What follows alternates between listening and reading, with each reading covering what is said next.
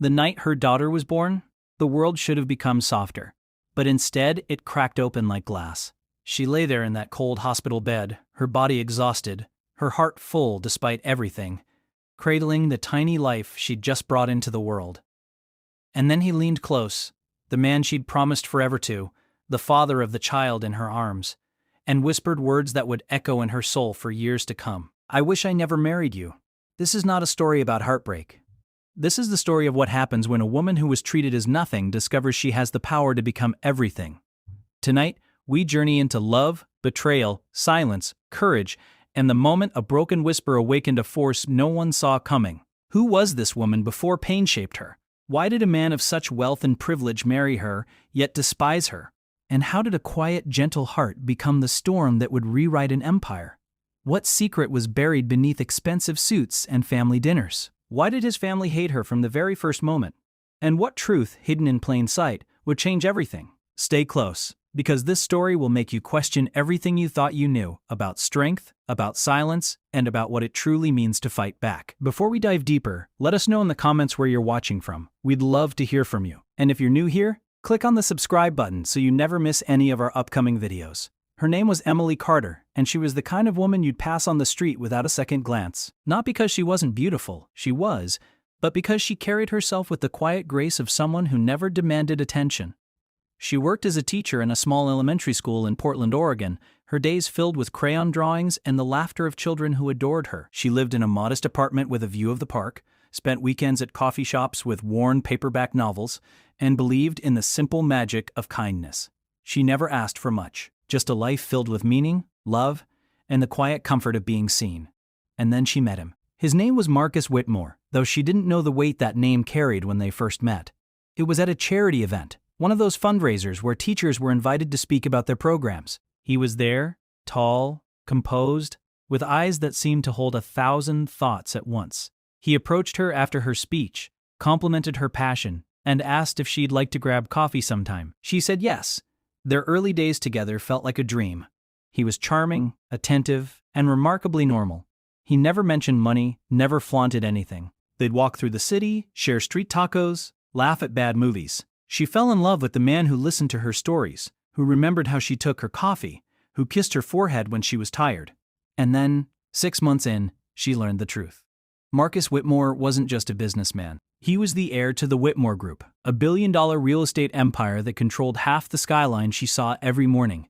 When he told her, she laughed at first, thinking it was a joke, but the look in his eyes told her it wasn't. He said he'd hidden it because he wanted someone to love him, not his money. She believed him, because back then, she still believed in fairy tales. When Marcus proposed, it was in the same park where they'd had their first real conversation.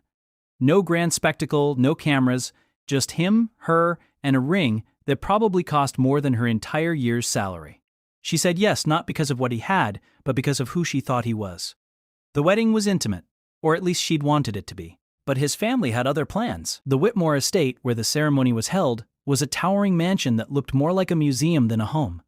His mother, Caroline Whitmore, was a woman carved from ice and expectation. From the moment Emily walked into that house, she felt the coldness.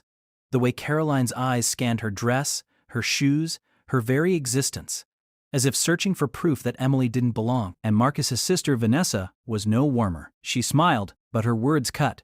"So you're the teacher. How charming. I suppose Marcus has always had a soft spot for projects." Emily smiled through it all, told herself it was just nerves, just the pressure of joining a family like this. But deep down, she felt the truth. They didn't just dislike her. They hated her. The first year of marriage was a slow descent. Marcus changed, or maybe he just stopped pretending. The man who once listened to her stories now checked his phone during dinner. The man who kissed her forehead now barely looked at her. She tried. God, she tried. She cooked his favorite meals, asked about his day, suggested date nights like they used to have, but he was always too busy, always too tired, always somewhere else even when he was sitting right beside her, and his family made sure she knew her place. At family dinners, Caroline would ask her pointed questions. "Emily, dear, have you thought about doing something more with your life? Teaching is nice, but it's so small, don't you think?" Vanessa would chime in with her poisoned sweetness. "Maybe you could take some etiquette classes. It might help you adjust to our world." Emily would smile, nod, swallow the humiliation. Marcus never defended her. Not once. He'd sit there in silence, cutting his steak, as if her pain was just background noise. The mansion that was supposed to be her home felt like a prison. Cold marble floors, echoing hallways, rooms filled with expensive things but void of warmth. She'd walk those corridors at night, feeling like a ghost in her own life. And then she got pregnant.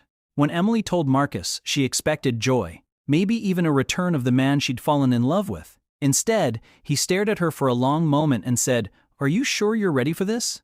It wasn't concern, it was doubt, but she held on to hope. Maybe a baby would change things. Maybe it would bring them back together. His family's reaction was worse. Caroline's face tightened like she'd just been told terrible news. "Well, I suppose it was inevitable," she said coldly. "Let's just hope the child doesn't inherit your common sensibilities." Vanessa laughed. Actually laughed. Emily felt something crack inside her that day, but she didn't break. Not yet. The pregnancy was difficult. She was sick constantly, exhausted, her body aching in ways she'd never imagined. And Marcus was never there. He had meetings, business trips, late nights at the office. When she asked him to come to her doctor's appointments, he'd sigh like she was asking him to move mountains. "Emily, I have responsibilities. You'll be fine." So she went alone, sat in waiting rooms alone, heard her baby's heartbeat alone. And every time, she told herself it would get better. It had to get better, but it didn't. One night, 8 months pregnant and unable to sleep, she found Marcus in his study. He was on the phone laughing in a way he never laughed with her anymore. When he saw her, his face went cold. "What do you want?" She asked if he'd come to bed, told him she missed him. He looked at her like she was a stranger. "I'm busy, Emily. Can you just give me some space?" She left, tears burning in her eyes, and sat alone in the dark nursery she'd decorated by herself. That's when she realized the truth. She was alone. Completely devastatingly alone. And then, 2 weeks before her due date, her water broke. It was the middle of the night. Pain shot through her body, sharp and relentless. She called for Marcus, but he wasn't there. She found him in the guest room, said he'd been sleeping there because her tossing and turning kept him awake. She told him it was time. He drove her to the hospital in silence, his jaw tight, his eyes on the road. At the hospital, the contractions came harder, faster. She asked him to stay, to hold her hand. He did, for about 10 minutes. Then his phone rang. "I need to take this," he said, and walked out. She labored for 14 hours. Alone. Nurses came and went, offered kind words and cold comfort. But the person who was supposed to be there, the person who'd promised to love her through everything, was nowhere to be found. And then, finally, their daughter was born. A tiny, perfect girl, with a soft cry and eyes that seemed to see straight into Emily's soul.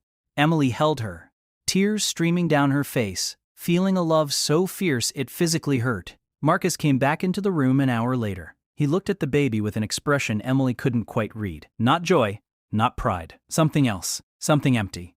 She asked him if he wanted to hold her.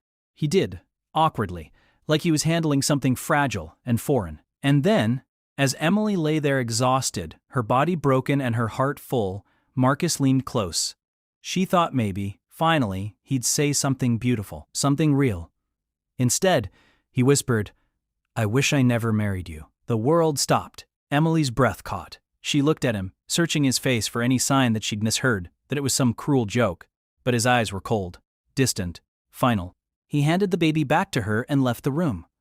Emily sat there in the silence, her daughter sleeping peacefully in her arms, and felt something inside her shift. Not break, shift, because in that moment, holding the life she'd created, she made a silent promise. She would never let anyone make her feel small again. Not him, not his family, not anyone. The woman they'd tried to break was about to become someone they could never control. And this was only the beginning.